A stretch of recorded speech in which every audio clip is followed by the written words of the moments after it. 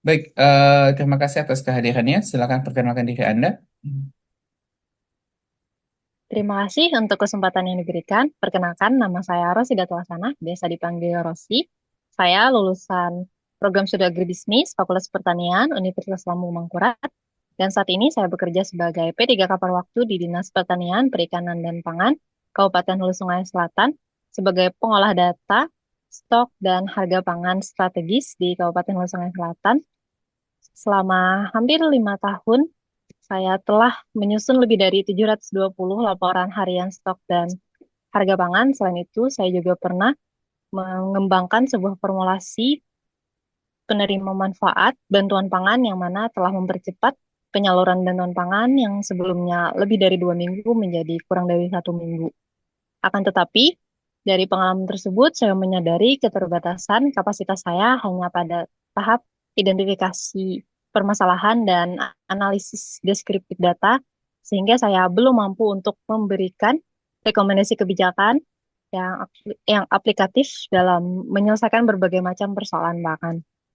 Selain itu, riset skripsi saya pada tahun 2021 mengenai pengembangan usaha tani padi gogo yang mana saya telah menemukan berbagai macam potensi besar, akan tetapi belum dikembangkan secara optimal, karena selama ini dalam kebijakan pertanian lebih fokus pemerintah itu pada padi sawah, sedangkan untuk padi gogo cenderung kurang cenderung kurang diperhatikan dan ada ketimpangan dukungan kebijakan dari pemerintah. Nah, hal ini menjadi motivasi saya untuk mengembangkan keilmuan saya untuk melanjutkan studi pada manajemen dan kebijakan publik karena saya menyadari bahwa berbagai macam persoalan tersebut tidak hanya terbatas pada teknis pertanian, akan tetapi diperlukan pendekatan kebijakan publik guna menyelesaikan berbagai macam persoalan tersebut. Terima kasih. Oke, em, oke baik. Dalam proses tersebut, apa yang menjadikan jurusan Anda itu tuh menjadi satu hal yang urgent atau yang sangat dibutuhkan untuk daerah Anda? Saya telah meneliti pada tahun 2021 mengenai prospek pengembangan usaha ini padi gogo dan saya menemukan berbagai macam potensi. Akan tetapi, potensi tersebut tidak bisa berkembang secara optimal karena belum adanya dukungan kebijakan yang memadai terhadap padi gogo. Karena memang isu padi gogo ini belum masuk dalam agenda setting pemerintah daerah. Karena memang pemerintah daerah itu lebih fokus pada pengembangan padi sawah, baik itu dari sisi penyuluhan pertanian, sarana input pertanian, dan lain sebagainya. Nah, oleh karena itu, saya rasa saya memerlukan saya memerlukan keilmuan dalam kebijakan publik ini agar saya mampu untuk merumuskan sebuah kebijakan yang mana mampu mendorong Padi Gogo ini agar dapat berkembang secara optimal. Oke, kenapa Pak Digogo itu tuh, kenapa Anda memperjuangkan hal tersebut, sedangkan itu bukan merupakan perhatian? Seberapa penting, kayak gini Kak, ketika Kakak mengusulkan untuk bisa menyatakan bahwa ini punya potensi, itu tuh harus ada perbanding data. Jadi misalkan contoh, padi, misalkan kalau untuk masalah padi kan yang bisa Kakak compare itu tuh ada tiga aspek ya sebenarnya, kalau Kakak punya data. Yang pertama adalah dari aspek waktu, yang mana yang lebih cepat, kayak gitu. Yang kedua dari segi efisiensi kebutuhan, cost of production dari padi sawah itu berapa, kayak gitu. Sedangkan padi yang coba kakak tawarkan itu tuh berapa. Dan yang terakhir itu dari aspek kuantitas. Apakah secara kuantitas dengan lahan yang sama itu bisa menghasilkan jumlah yang signifikan, itu berbeda. Kayak gitu, Kak. Jadi kalau tadi kan kakak hanya Nah, fokus ke potensi-potensi tanpa ada data komparasi. Jadi nggak terlalu meyakinkan kenapa itu penting. Mungkin itu aja untuk jadi catatan pertama ya. oke, Kak. Oke, pertanyaan berikutnya. Eh, Rencananya Anda pengen studi di mana untuk belajar lebih lanjut terkait hal ini?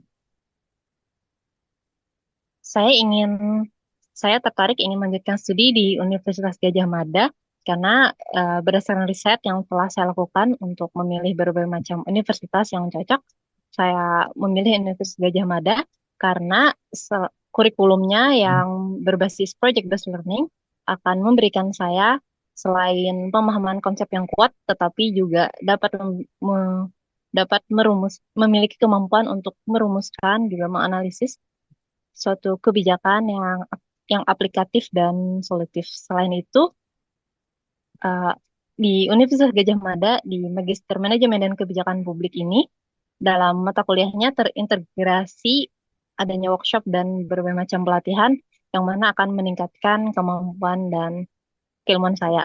Selain itu, saya juga tertarik ingin dibimbing dan belajar langsung kepada Dr. Anda Ambar Teguh Sulistiani MSI, yang mana beliau ini adalah memiliki kepakaran dan fokus pada penguatan pembangunan daerah dan kemitraan antara pemerintah dan masyarakat. Nah, hal ini sangat relevan untuk rencana kontribusi saya yang berfokus ingin mengembangkan padi gogo karena padi gogo ini tidak cukup untuk pemerintah saja, akan tetapi juga diperlukan kemitraan dengan petani, penyuluh, dan berbagai macam stakeholder lainnya. Oke. Make sense untuk pemilihan universitasnya. Pertanyaan berikutnya adalah, eh, coba jelaskan tentang rencana studi Anda. Rencana studi saya menargetkan untuk bisa lulus tepat waktu 4 semester, di mana di awal semester saya akan mengikuti mata kuliah wajib yang akan eh, menguatkan kemampuan konsep dan teoritis saya. Kemudian pada semester 3, saya tertarik ingin mengambil spesialisasi advokat kebijakan, di mana pada spesialisasi tersebut ada dua mata kuliah pilihan, yaitu yang pertama adalah ekonomi politik kebijakan publik, yang mana di mata kuliah tersebut saya akan mempelajari tentang dinamika ekonomi dan politik yang akan mempengaruhi suatu kebijakan. Hal ini sangat relevan untuk menjawab mengapa selama ini Padigogo cenderung terlupakan dalam agenda setting program pemerintah daerah. Selain itu, ada mata kuliah kebijakan sosial di mana dalam mata kuliah ini uh, akan memastikan suatu kebijakan itu berpihak kepada masyarakat. Selain akademik, di luar akademik, saya juga ingin aktif dalam berbagai macam forum diskusi, seminar, dan berbagai macam pelatihan yang akan meningkatkan kemampuan dan keilmuan saya dalam hal kebijakan publik. Oke. Baik. eh Secara umum udah bagus, Kak. Paling nanti akan ada pertanyaan challenge ya.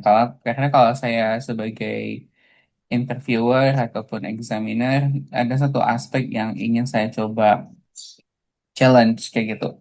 Contohnya adalah, kayaknya jurusan yang paling tepat untuk Anda itu tuh bukan kebijakan publik, tapi adalah jurusan pertanian ataupun perkebunan ataupun agriculture kayak gitu. Yang secara teknis itu tuh langsung berhubungan dengan padi. Menurut Anda bagaimana? Kayak gitu.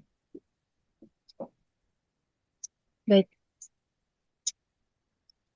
saya juga mempertimbangkan untuk mengambil pertanian sebelumnya, akan tetapi eh, selama saya bekerja di instansi pemerintah, dalam hal ini di Dinas Pertanian, Perikanan, dan Pangan, saya menyadari bahwa kemampuan teknis pertanian itu memang baik, akan tetapi tidak cukup untuk menjawab berbagai macam persoalan. Karena dalam dalam suatu program itu diperlukan juga perumusan mulai dari perencanaan, perumusan kebijakan, implementasi hingga evaluasi evaluasi kebijakan, sehingga eh, saya menyadari bahwa yang diperlukan itu juga kebijakan publik. Oleh karena itu, saya tertarik untuk mengambil keilmuan kebijakan publik ini karena memang juga belum ada yang mengintegrasikan antara pertanian dan keilmuan kebijakan publik ini sendiri. Oke. Nanti istilahnya jangan bilang belum ada ya, tapi bilangnya masih sedikit kayak gitu. Terutama Oh, di oke, Kak. Kalimantan Selatan misalkan ya. Oke, Kak. Oke, pertanyaan berikutnya. Apa yang Anda rencanakan setelah lulus nanti? Rencana kontribusi saya bagi dalam 3 jangka waktu. Dalam jangka pendek, setelah lulus, saya akan mempresentasikan hasil tesis saya kepada instansi terkait seperti Dinas Pertanian, Perikanan, dan Pangan, serta Bapelitbangda, Badan Perencanaan Pembangunan Penelitian Daerah. Dalam hal ini, agar hasil tesis saya, hasil studi saya, tidak hanya menjadi karya akademik, akan tetapi dapat dapat diaplikasikan dan dapat diimplementasikan oleh pemerintah daerah itu sendiri. Selain itu, adanya riset yang saya hasilkan akan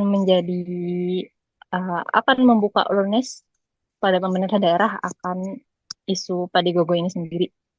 Di jangka menengah, dalam jangka waktu 3 sampai 5 tahun, saya ingin berfokus menjadi peneliti yang aktif untuk menghasilkan policy paper dan policy brief untuk pemerintah daerah, terutama dalam pertanian, yang mana policy brief dan policy paper yang saya hasilkan agar dapat diaplikasikan dan diimplementasikan oleh pemerintah daerah di daerah kabupaten saya sendiri. Dan terakhir, pada jangka panjang, dalam kurun waktu 6 sampai 10 tahun, saya ingin menjadi peneliti dan juga akademisi yang terus konsisten untuk melakukan riset dan menghasilkan berbagai macam karya, policy paper, policy brief, yang berfokus pada pertanian dan juga kesejahteraan petani.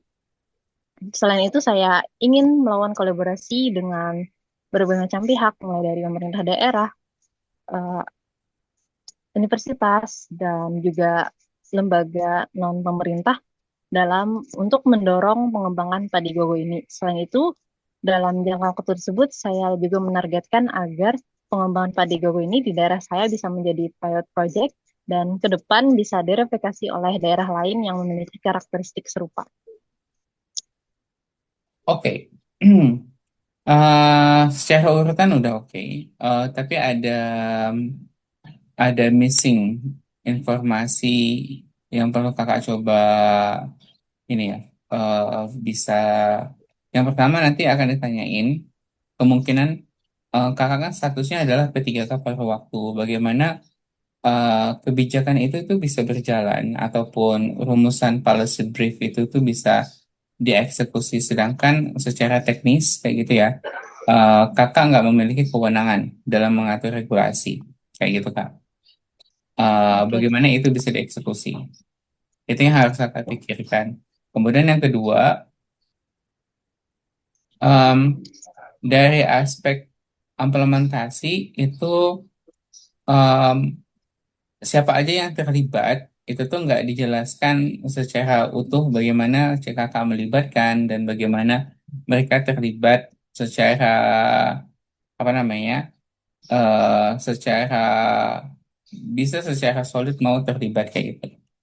Misalkan fungsinya perannya apa aja itu juga harus dijelasin. Misalkan dalam aspek em, apa namanya dari aspek penelitian yang akan kakak coba presentasikan kepada siapa kayak gitu. Kemudian nanti outcome targetnya gimana? Bagaimana kakak bisa menjadikan orang-orang yang punya kepentingan itu mendengar apa yang kakak presentasikan kayak gitu. Itu yang pertama. Yang kedua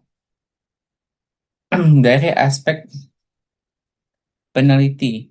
Em, saya nggak menyarankan untuk menjadi peneliti dalam konteks ini, kecuali kakak masuk ke lembaga penelitian kayak gitu ya.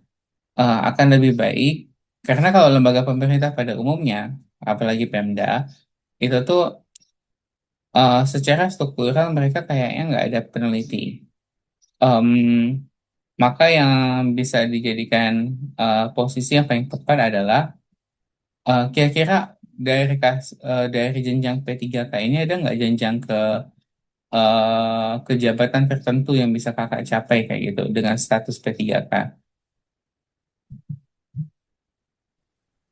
Nah, kalau P3K sih nggak ada itu sih Kak, nggak ada jabatannya ya tetap Atau ada rencana buat jadi PNS kayak gitu pas pembukaan. Kalau jadi ada rencana sih Kak untuk keluar jalur. kalau seandainya PNS itu tuh harus resign dulu ya dari P3K baru daftar PNS. Enggak sih Kak. Oke, kalau kalau enggak, kakak bisa bilang bahwa eh dalam kurun berapa waktu kayak gitu kakak akan coba mendaftar sebagai PNS dan eh dan kakak menargetkan jabatan apa kayak gitu kak. Sehingga kakak Oh, bisa memberikan memiliki otoritas dalam mendirect implementasi ini kayak gitu. Dan pengalaman kakak sebagai P3K itu tuh udah menjadi salah satu modal bagi kakak untuk bisa untuk bisa jadi PNS atau memiliki potensi untuk menjadi PNS di ruang lingkup Pemda kayak gitu sih kak. oke Mm-mm. Kak. Oke. Soalnya kayak gini sih tantangannya adalah jadi mereka tuh bukan cuma ngelihat dari aspek apa yang kita perjuangkan, cuman mereka akan coba melihat dari aspek realitas. Ini mungkin nggak sih kayak gitu dieksekusi oleh kita. Peran kita sebagai apa, kayak gitu, otoritas kita seperti apa, dan eh apa yang udah kita lakukan dan yang memiliki relevansi kayak gitu. Oke, mungkin itu dulu untuk kali ini. Terima kasih Kak Rosi. Em, Good luck ya buat persiapannya. Karena ini kan kakak dalam proses untuk bikin esai nih. Maka Iya Kak.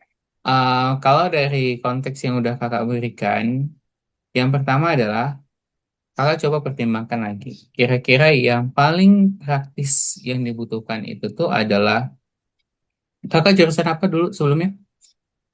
Agribisnis. Agribisnis. Apakah lebih baik tetap di bagian agribisnis atau ke kebijakan publik? Em, Kalau dari segi agribisnis, maka kakak bisa masuk ke bagian apa namanya istilahnya itu tuh area prioritas, yaitu ketahanan pangan. Nah, ketahanan pangannya itu tuh kakak bisa membandingkan bahwa padi jenis apa sama padi jenis apa itu tuh yang mana lebih bagus kayak gitu. Misalkan dari aspek ketahanan terhadap hama, dari aspek efisiensi, dari aspek cost, dari aspek waktu kayak gitu ya. Kemudian yang kedua, kenapa itu belum diimplementasikan? Hambatannya apa? Kayak gitu. Pas waktu kakak jelasin hambatannya, baru kakak bisa masuk. Hambatannya bukan dari kebijakan misalkan ya. Karena dalam konteks ini hambatannya dari kondisi sosial, kultur, ataupun eh, apa namanya lingkungan yang membutuhkan adjustment. Oleh karena itu, studi S2 itu dibutuhkan. Dan sekaligus kakak ingin coba melakukan inovasi di bidang agrikultur dalam meningkatkan ketahanan pangan. Oh, mungkin itu bisa jadi pertimbangan sih. Oke. Terima kasih Kak Rosi. Sampai ketemu lagi ya. Ya, Assalamualaikum. Siap Kak.